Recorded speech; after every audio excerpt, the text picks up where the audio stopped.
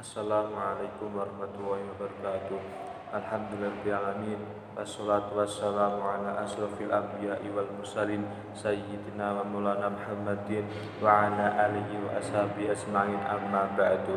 Yang terhormat Bapak Abdul Halik selaku pembimbing mata kuliah supervisi manajerial, dan tak lupa teman-temanku yang berbahagia. Pertama-tama marilah kita panjatkan rasa puji syukur kita atas kehadirat Allah yang Maha Kuasa, yang mana pada hari ini kita dapat melaksanakan kuliah secara daring tanpa adanya hal suatu apapun. Yang kedua kalinya, sholawat beserta salam tak lupa tercurahkan kepada baginda Nabi Agung Nabi Muhammad Sallallahu Alaihi Wasallam alladzi turja syafa'atuhu min yaumi hadza ila yaumil qiyamah. Yang ketiga kalinya, di sini kami akan mempresentasikan makalah kami yang berjudul Perencanaan, Pelaksanaan, dan Pelaporan Pengawasan. Pada poin A, yakni perencanaan dan pelaksanaan supervisi manajerial. Supervisi manajerial menitik beratkan pada pengamatan terhadap aspek-aspek pengelolaan dan administrasi sekolah yang berfungsi sebagai pendukung terlaksananya pembelajaran. Supervisi manajerial bertujuan agar kepala sekolah lebih mampu dalam mengelola dan memimpin lembaga pendidikan untuk meningkatkan mutu penyelenggaraan pendidikan. Dalam kaitannya perencanaan, langkah yang pertama yang harus dilakukan adalah penyusunan jadwal. Dalam penyusunan jadwal terdapat beberapa poin. Yang pertama yakni memuat tentang waktu pelaksanaan supervisi manajerial, dan pada poin kedua yakni nama sekolah yang akan disupervisi. Setelah jadwal tersusun, kemudian disosialisasikan kepada sekolah binaan. Yang selanjutnya adalah sarana pendukung supervisi manajerial adalah instrumen yang disusun oleh pengawas sekolah berdasarkan pedoman buku pengawas ataupun berdasarkan pedoman buku kerja pengawas, di mana terdapat beberapa manfaat, di antaranya yakni untuk menilai kerja kepala sekolah dalam mengelola dan memimpin lembaga pendidikan. Faktor yang mempengaruhi penyusunan perencanaan supervisi adalah mempertimbangkan jumlah sekolah binaan, keadaan guru, keadaan sekolah, serta pendekatan yang akan diterapkan dalam pelaksanaan supervisi. Dalam penyusunan perencanaan supervisi, pengawas menyesuaikan dengan standar nasional pendidikan dan disesuaikan dengan keadaan guru dan sekolah, serta menjadikan guru sebagai mitra dalam menyusun kegiatan perencanaan supervisi. Selanjutnya ada kendala yang ditemui pengawas dalam penyusunan perencanaan supervisi adalah luas wilayah binaan, jumlah sekolah, dan juga jumlah guru yang tidak sesuai dengan rasio ideal dan juga karakter guru binaan yang berbeda-beda. Lalu selanjutnya pada pelaksanaan supervisi manajerial dilakukan dengan berpedoman kepada proses yang telah ditetapkan dalam perencanaan. Supervisi harus mampu menciptakan hubungan kemanusiaan yang harmonis. Hubungan demikian bukan saja antara supervisor dengan kepala sekolah saja, melainkan juga antara supervisor dengan pihak lain yang terkait dengan program supervisi. Oleh sebab itu, dalam pelaksanaannya, supervisor harus memiliki sifat-sifat seperti sikap membantu, memahami, terbuka, jujur, ajak, sabar, antusias, dan juga penuh humor. Supervisi manajerial dilakukan oleh pengawas terbagi menjadi 3 kegiatan, yakni ada pemantauan, pendampingan, dan penilaian.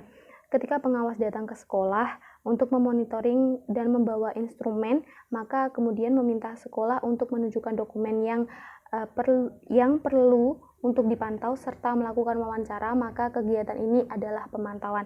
Untuk selanjutnya, pendampingan. Yang pertama, pengawas juga melakukan pendampingan penyusunan evaluasi diri sekolah dan rencana kegiatan anggaran sekolah dengan memecahkan masalah bersama.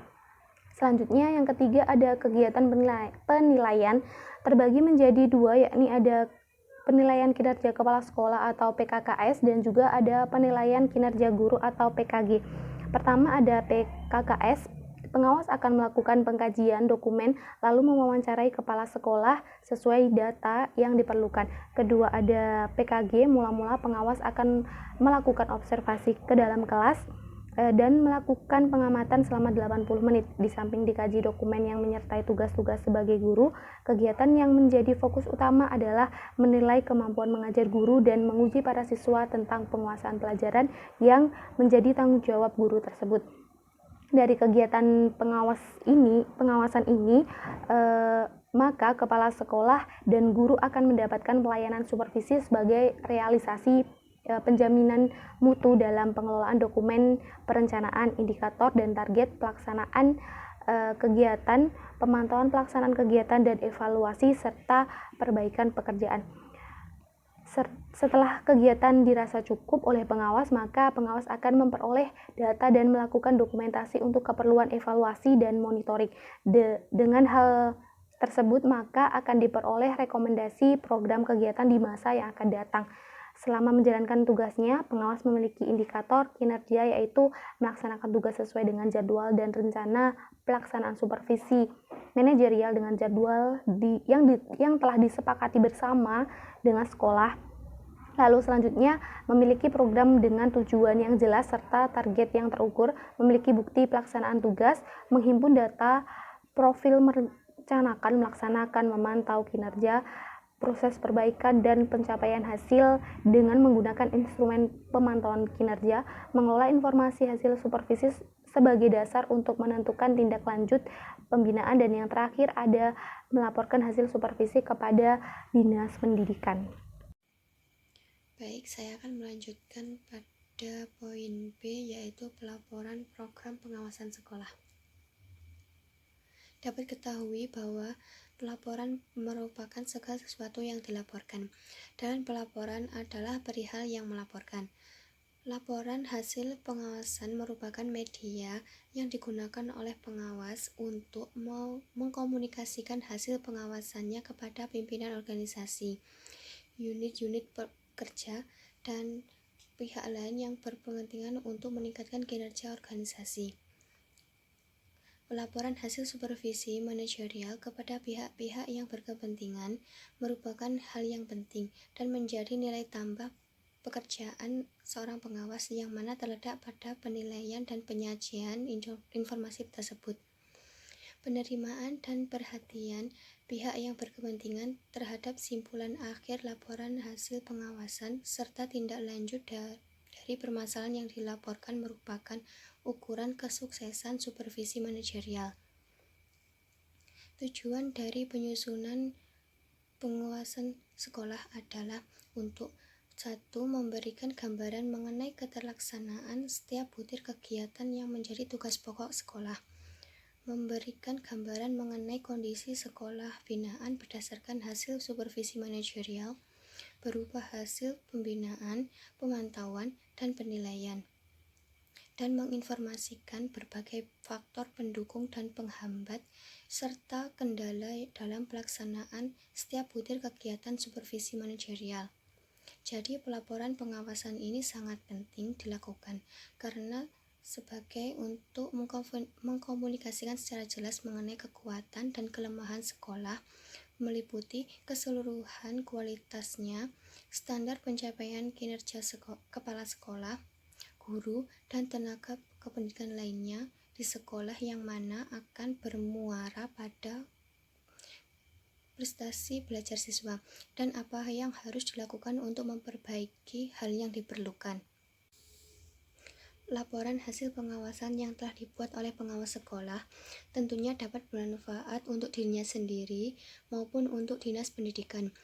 Bagi pengawas sekolah yang bersangkutan antara lain adalah laporan hasil pengawasan dapat dimanfaatkan sebagai landasan dalam menyusun program supervisi lanjut tahun berikutnya untuk mengetahui keterlaksanaan program, sebagai dokumentasi kegiatan yang telah dilakukan dalam satu periode pengawasan atau 1 tahun, dan sebagai bukti pertanggungjawaban pengawas yang bersangkutan atas tugas dan fungsinya dalam penilaian dan pembinaan pemantauan sekolah yang telah dibina. Sedangkan untuk dinas pendidikan adalah dari laporan hasil pengawasan dapat dimanfaatkan sebagai bahan dalam menilai kinerja pengawas sekolah yang bersangkutan sebagai sumber informasi untuk mengetahui gambaran spesifikasi sekolah sebagai landasan untuk menentukan tindak lanjut pembinaan dan fasilitasi terhadap sekolah dan sebagai sumber informasi untuk menyusun data statistik sekolah. Selanjutnya adalah kerangka penulisan laporan. Untuk penulisan laporan, pelaksana program pengawasan sekolah di setiap semester dapat disusun dalam bentuk paper atau makalah dengan sistematika penulisan dan isi pokok, yaitu dari halaman judul, halaman pengesahan, kata pengantar, daftar isi, dan ada 5 bab, yaitu dari bab pendahuluan dan bab 5 yaitu penutup. Untuk lebih jelasnya lagi dapat dibaca dalam makalah. Baik, demikianlah pemaparan materi dari kelompok 3. Akhirul kalam. Wassalamualaikum warahmatullahi wabarakatuh.